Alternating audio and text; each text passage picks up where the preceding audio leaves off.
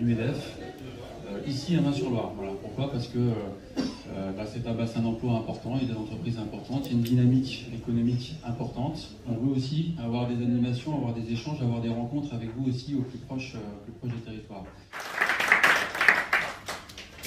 Merci Valentin.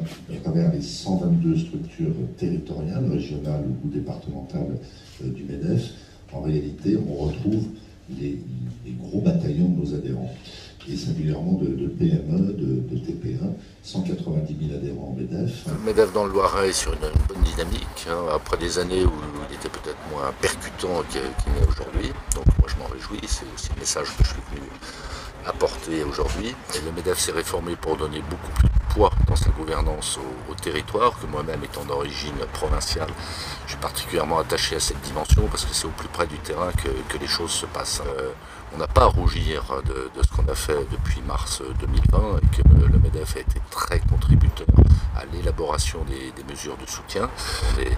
Sinon les auteurs, en tout cas les co-auteurs du PGE, du Fonds de solidarité, de l'activité partielle dérogatoire, de l'activité partielle de longue durée. On a fait le job et on a une vision assez optimiste de la conjoncture.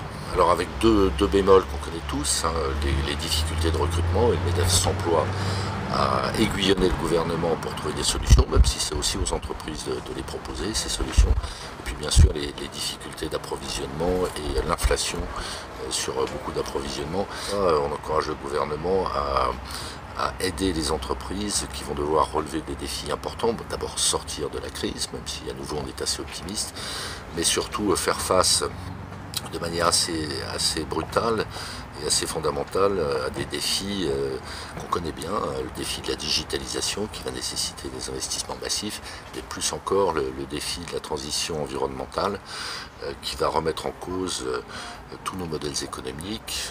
On veut sortir par le haut de cette situation exaltante.